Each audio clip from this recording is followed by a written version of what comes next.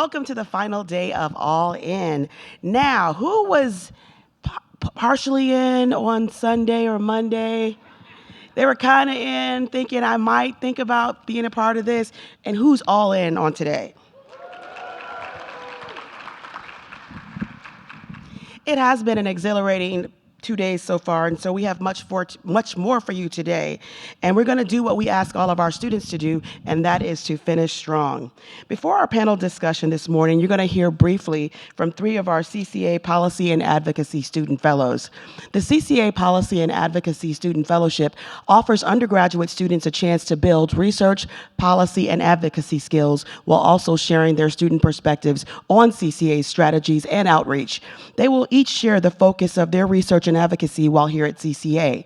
So please, now this is the main part of, we want student success. We want students to feel like they are empowered. We want them to feel like what they think and what they believe and what they care about matters. So join me with the rousing applause in welcoming to the stage Bernice Sheenan, a junior at the State University of New York at Buffalo.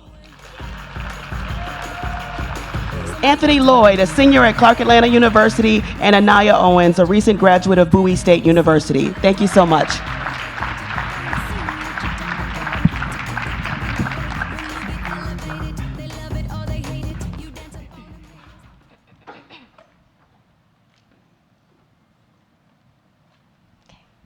Hello, everyone. My name is Bernice. I'm currently a student at the University at Buffalo, and for my capstone project, I chose to investigate transparency in higher education, or the lack of it, and how it significantly impacts student success. In my eyes, transparency is providing clear information on program offerings, costs, policies, and student outcomes. But unfortunately, a lot of institutions don't provide enough access to this kind of information, leaving students and families to navigate the application process with unclear or incomplete information. And this can lead to poor enrollment decisions, financial strain, and even incomplete education.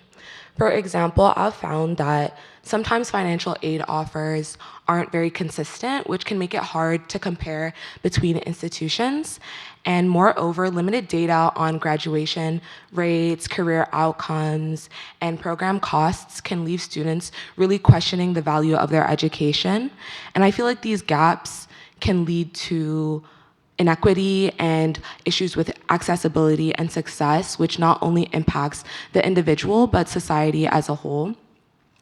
As a result, in my capstone, I identified a couple of initiatives that I felt as though would help address these challenges. For one, there's the College Cost Transparency Initiative, which helps standardize financial aid offerings, making it easier to compare between institutions. And there's also the College Cost Transparency Act, which collects and shares critical data, which helps students make more informed decisions. And I also feel like AI can be used to not only collect and share data, but also provide better guidance to students, which can give them the direct tools that they need to succeed. And additionally, I feel like institutions should be held to a higher standard when it comes to transparency. And this will not only increase trust between institutions and their students, but also increase communication. Now, why is this important to me?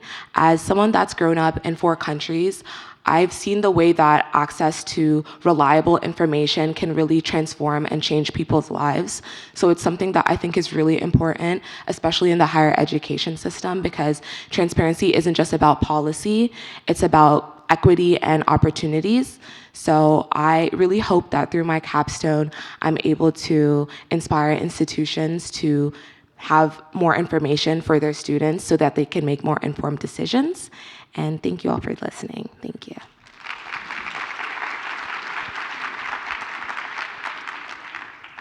Good morning, everyone. My name is Anthony Lloyd, and I am from Clark Atlanta University, a current senior psychology major. And my capstone is focused on bettering relations between students and faculties at their institutions and how that can contribute to higher graduation rates. As a student coming out of the pandemic, I was a freshman during the pandemic, so I was taking all online courses, didn't know any of my professors. and it kind of made things difficult when I came to campus. Having to work, having to, pay rent, deal with family issues. It was very difficult to maintain relations with professors, get those opportunities that people get, and I've seen that it can not. It leads to people not pushing towards or through that adversity to the finish line. So I want to focus on that, not only from the student perspective, but I also feel it's very important to focus on the professor's perspective.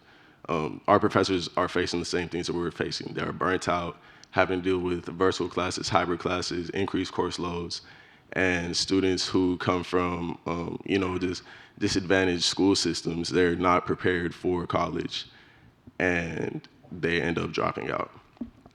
So yeah, I believe that we should look out for our professors just as much as we should look out for students. They need help as well. And that is mine. Here you go.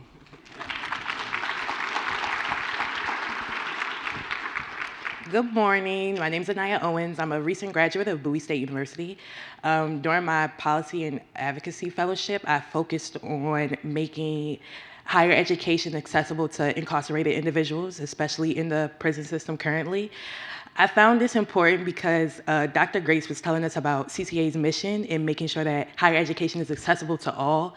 And when I feel like we think of all, we think of like, Black and brown people and low-income individuals and incarcerated individuals get left out of the conversation of higher education a lot. That's why I found that important. My solution to the problem was pretty simple of like making institutions connect with local prisons to have that higher education accessible in the prisons within itself. I believe that when we think about higher education and we think about what does the next steps look like for incarcerated individuals, a degree gets left out. And through my research, you see like lower recidivism rates in like states like New York who already have initiatives put into place for incarcerated individuals. So I think it's definitely important that we keep that out and we keep the focus on accessibility to all, especially incarcerated individuals.